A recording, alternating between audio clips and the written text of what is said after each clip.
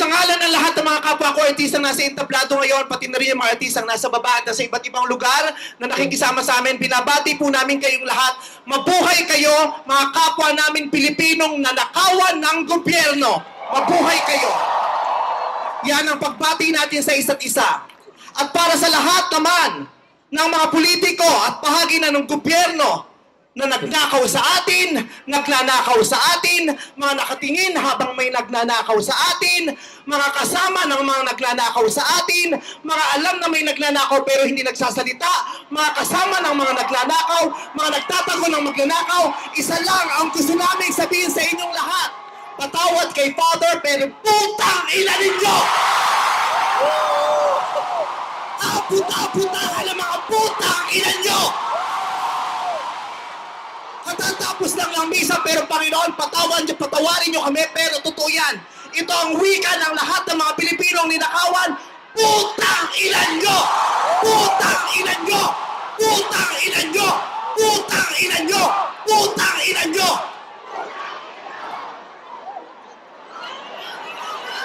Putang ina nyo! Tapos na ang panahon ng mga bababait at ng mga resilient. Ang mga mababait, ginago. Ang mga resilient, tinarantado. Hindi nauubra sa atin yung bait-baitan, kimi-kimian, tahimik-tahimikan, patawad pero hindi po. Hindi ko sisimplihan, hindi ko babaitan ang mensahe ko ngayon dahil hindi naman sila mababait. Sa katunayan, mga hayop sila. So bakit natin babaitan ang mensahe natin? Hindi natin kakalmahan ang mga salita at kilos natin dahil deserve nila ang galit, ang pikon, at poot ng mga nanakawang Pilipino. Hindi tayo pwedeng kumalma. Hindi pwedeng iiyak lang. Hindi pwedeng magtitiis lang, hindi tayo kakalma. Hindi ko kayang maging magalang sa kanila dahil mga bastos sila. Mga salaula sila at mga baboy sila. Hindi natin kayang maging mabait sa kanila dahil mga walang ya sila. Hindi pwede. Hindi pwede. Yung mabait ka lang, mabuting asal ka, hindi uubra sa kanila ang mabuting asal at mabait lang kasi nga mga demonyo sila. Kaya tama yan. Sumigaw lahat ng galit! Lahat ng galit na galit! Ang hindi matatapos ang galit bukas! Ang iparalinig ang galit hanggang hindi makulong ang mga putang inang magnanakaw! Hindi tayong pwede magalit lang ngayon. Kailangan hanggang bukas, kailangan sa susunod na linggo, kailangan sa susunod na buwan, hanggang umabot ng ilang taon hanggat hindi sila nauubos. Walang mawawala sa atin kasi ubos na tayo. Kaya ang gagawin natin ngayon ay babawi na tayo. Ikulong ang mga magnanakaw. Para sa akin, hindi nga sapat ang kulong. Dapat patayin ang mga korap na magnanakaw. Ibalik ang death penalty para sa mga korap. Para patayin ang mga magnanakaw, ikulong pati pamilya nila. Dapat gumawa ng batas ang pamahalaan para ibalik ang death penalty. Pasensya na po, Father. Alam kong ayaw mo ng death penalty. Ipagdasal mo na lang ako. Ibalik ang death penalty para sa magnanakaw dahil ang magnanakaw ang corrupt na public official.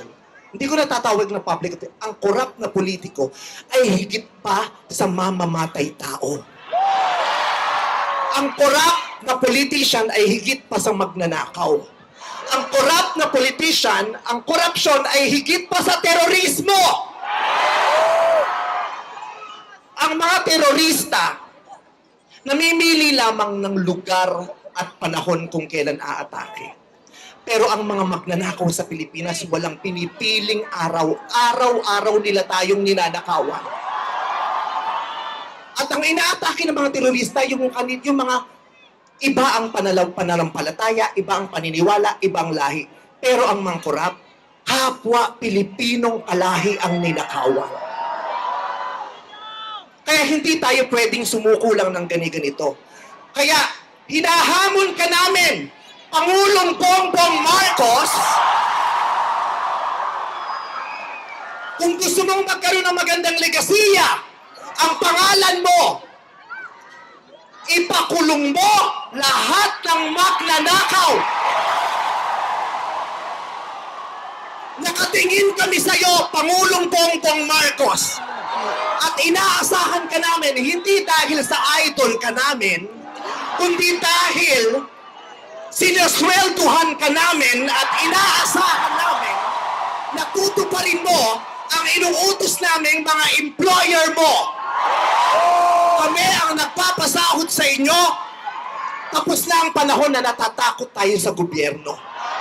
Takutin natin ang gobyerno dahil ang kapangyarihan nasa sa atin, wala sa kanila. Nakatingin kami sa inyo. Ipakulong. Lahat ipakulong. Bawiin ang mga ari-arian. Bawiin ang mga ari-arian. Pati atay, i-donate. Ibigay ang atay. Pati mata, i-donate. Walang ititira kasi nga, hindi tayo pwedeng maawa dahil mga putang ina nila. Maraming salamat sa inyong lahat. Sasamahan namin kayo hanggang mamaya. Isa pa, putang ina nyo! Father, I Sobra na, tama na.